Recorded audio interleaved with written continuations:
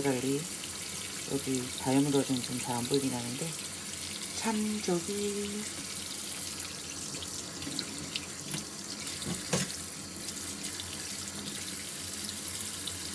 사이즈가 작으니까 오늘 몇 마리나 6마리 구워서 먹을 겁니다. 둘이서 후루룩 먹을 거예요.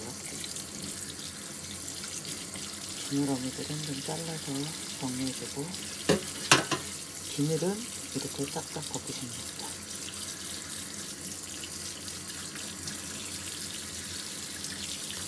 꼬리에서 머리 쪽으로 벗기면 쉬워요. 반대로 벗기면 안 벗겨져요. 배도 비늘이 싹싹.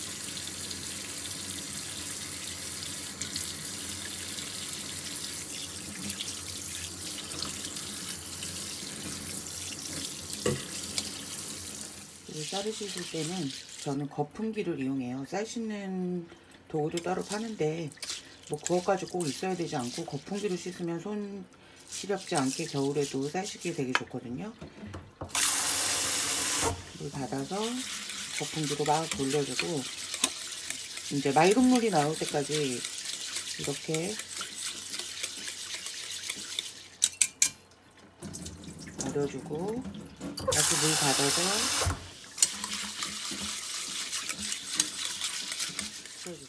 쌀이 으깨지지도 않고 이제 똘망똘망한 상태 그대로 유지하면서 겉에 묻은 것만 지저분한 거 딱 걷어낼 수 있어요. 그래서 점점 물이 맑아지고 있죠.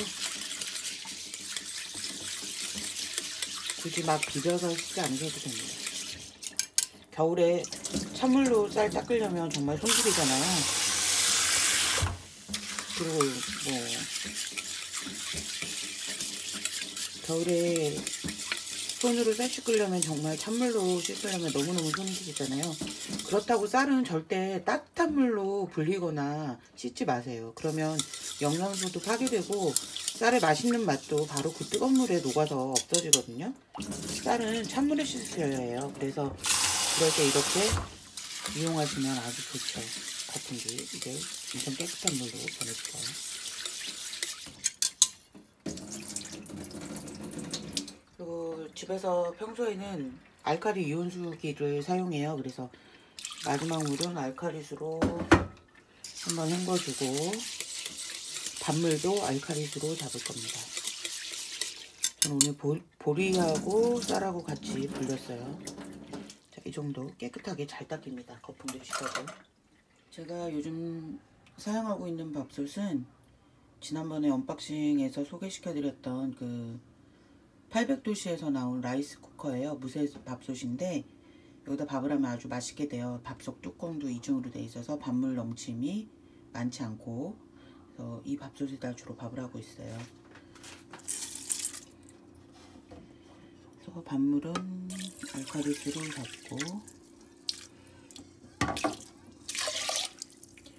이제 뭐 밥을 얼마만큼 하느냐 이런 양에 따라 좀 달라지는데 저의 기준으로는 한 2-3인분 정도 밥을 할 때 제가 사용하는 틸만 전기 하이라이트 렌즈에 8분을 9단으로 8분, 제일 센 불로 8분을 하고 중불인 5단으로 낮춰서 다시 8분을 해서 뚜껑 덮은 채로 건드리지 않고 한 5분 이상 뜸을 들이면 가장 밥이 맛있게 되더라고요. 그리고 쌀물도 이제 하다 보니까 어느 정도 해야 되는지 나오는데 저는 한 그 쌀을 30분 이상 불린 상태에서 쌀 위로 한 1cm 정도 올라왔을 때 괜찮더라고요. 그래서 오늘은 또 콩을 불려둔 게 있어서 콩밥을 할 거예요.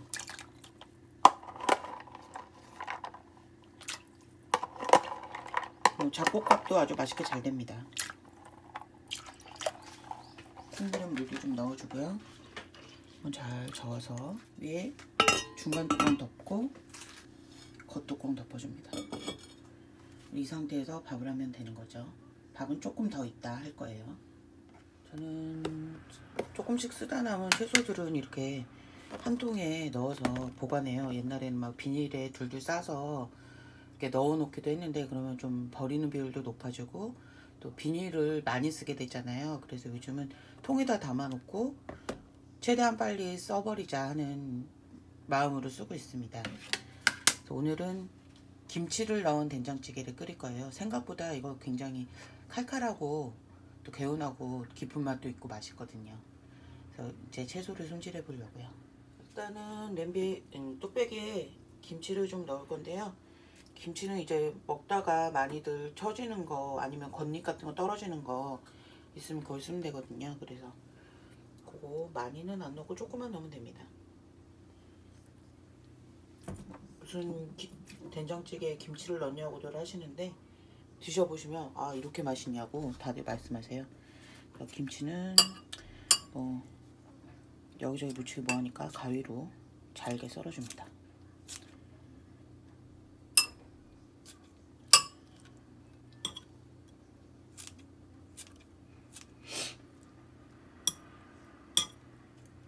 뭐 길게 찢어 넣으셔도 되긴 하고 편하신 대로 하면 돼요. 전 조금만 끓일 거라 많이 넣진 않을 거예요. 자, 일단 이렇게 김치를 한 컵 정도 될 것 같아요. 조금 넣으면 되나? 넣고 여기다 이제 또 넣을 게 멸치, 이제 국물용 멸치. 옛날엔 박스로 사서 소분해가지고 막 비닐로에 담아갖고 막 지퍼백에 넣고 해서 냉동실에 넣어놓고 썼는데 요즘은 그냥 백화점 가서 10,000원어치 정도씩 사서 냉장고에 넣어놓고 냉동실에 넣어놓고 먹고 있어요. 요즘 이제 좀 막 쟁여놓고 사는 거를 줄이려고 노력해요. 그래야 소분하면서 쓰는 비닐량도 줄일 수 있고, 그래서 요즘은 조금 그 사용량을 줄이고 있습니다. 이렇게 머리는 따서 버리는 게 아니고 따로 뒀다 따로 쓰실 거예요. 이렇게 열어보면 이렇게 시꺼먼 거 이거는 지지예요. 버리면 됩니다. 이거 들어가면 써요. 좋은 멸치는 그냥 사실 넣어도 상관없는데 오늘처럼 멸치까지 넣어서 그냥 통째로 먹을 수 있게 할 때는 없애는 게 더 좋고, 뼈도 손 조심해서, 이거 잘못하면 좀 찔려요. 그러니까 손 조심해서 가운데 있는 큰 뼈는 그냥 이렇게 걷어내면 좋고요. 이렇게 해서 따로 육수를 낼 게 아니고 같이 끓일 거기 때문에 좀 쪼개서 넣어줍니다. 6마리 정도 넣으려고 해요. 이게 끓으면서 깊은 맛이 서로 어우러져서 좋습니다.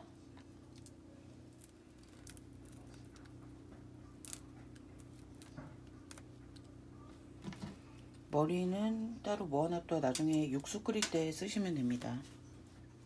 그리고 뭐 된장찌개에 들어가는 다 비슷하죠. 감자도 좀 넣고요. 먹기 좋게 이렇게 썰어주시면 되고요. 좀 너무 많이 넣진 않고 딱 4분의 1개 정도? 4분의 1개 정도 넣을 생각입니다. 양파를 아주 좋아합니다. 양파를 반개 정도. 모든 재료는 비슷한 느낌으로 썰어주는 게 먹기에도 좋고 보기에도 좋고 익는 시간도 비슷해집니다.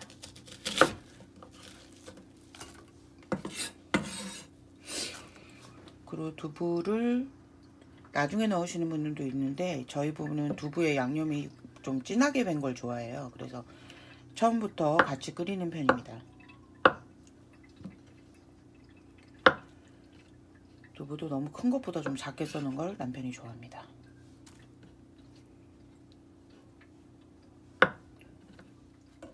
여기까지가 이제 1차로 들어갈 채소와 재료를 다 넣은 상태예요. 여기다가 물을 너무 많지 않게 살짝 덜 잠기게, 이게 끓다 보면 채소가 죽으면서 물이 좀 많이 나오거든요. 요 정도 부어서 일단 끓이다가 2차 양념, 그러니까 된장을 넣고 남은 채소나 재료들을 넣을 겁니다.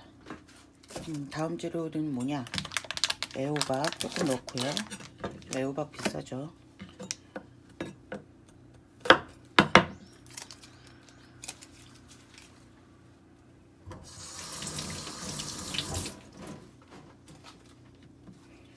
애호박과 청양고추,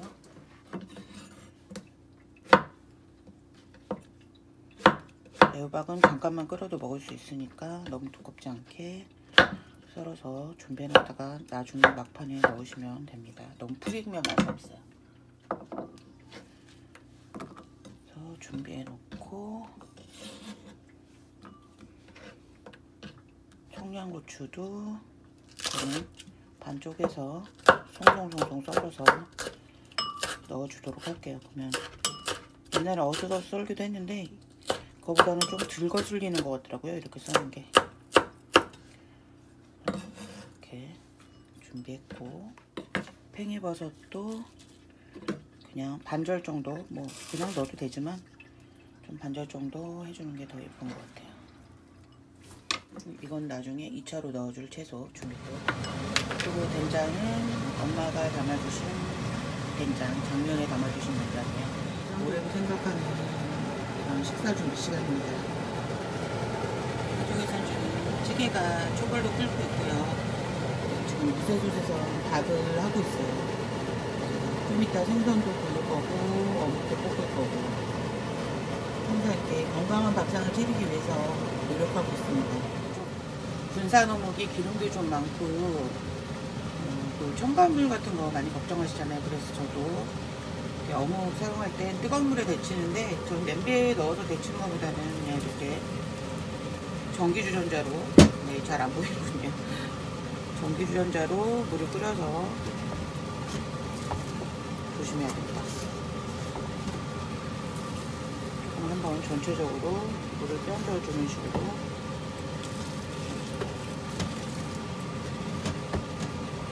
너무 이게 어묵이 얇아서 냄비에 넣고 데쳐버리면 좀 흐물흐물해지는 경향이 있어요. 그래서 이런 식으로 데쳐줘도 기름이 많이 빠지기 때문에 좋습니다. 제가 녹화를 누른 줄 알았는데 또 안 눌렀나봐요. 그래서 어묵은 이제 이런 느낌으로 썰었고요. 풋마늘은 반 갈라서 이렇게 오뎅하고 비슷한 길이 비슷하죠? 썰었고, 대파는 또 이렇게 어슷어슷 썰어서 준비했어요. 자, 된장찌개를 초벌로 끓이는 게 거의 이제 채소들도 얼추 있고 김치도 있고 국물도 나오고 하는 정도로 익었습니다. 여기다 아까 엄마가 담아주셨다고 자랑했던 된장은 적정히 넣어줍니다. 이게 뭐 집집마다 된장간이 좀 달라요. 엄마가 된장을 조금 싱겁게 담으셨어요. 그래서 넉넉히.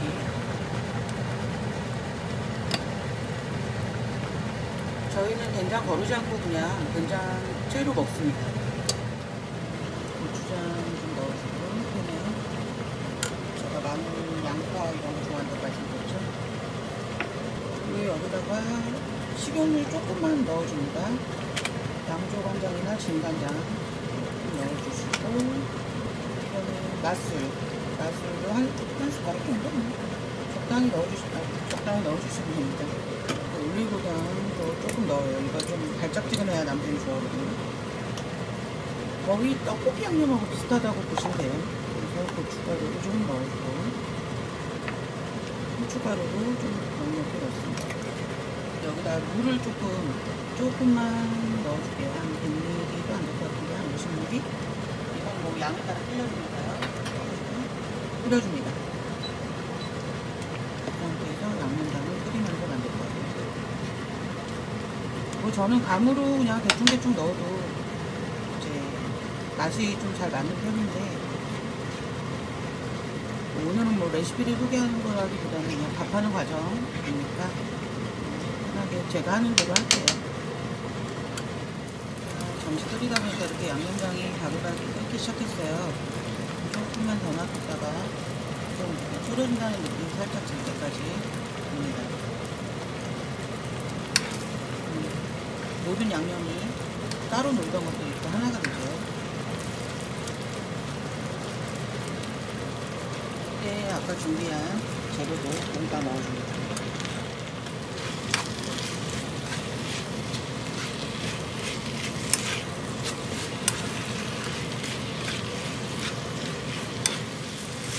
언제까지 됐냐 물어보시면 이제 수분감 없이 좀 살짝 썰어주셔도 되고, 풋마늘도 조금 살짝 있고, 너무 포기고 뭐 그러니까 살짝 있고, 이제 볶다 보면 처음엔 뻣뻣했던 오뎅이 좀 부드러워져요. 그럴 때까지 섞어주면 됩니다. 이렇게 끓여서 섞어주면 완성. 간단하죠? 금방 만들죠?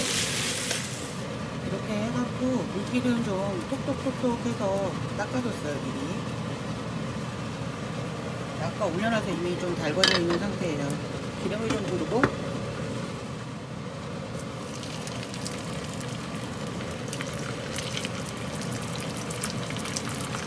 가지런히 이렇게 붙이고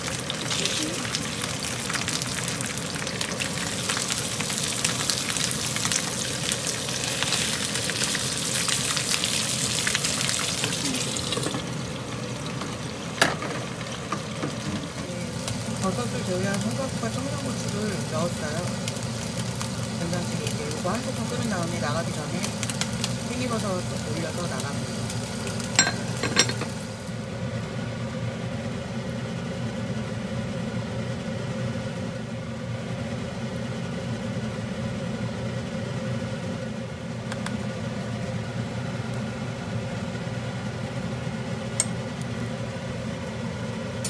와, 혼밥이 맛있어졌습니다.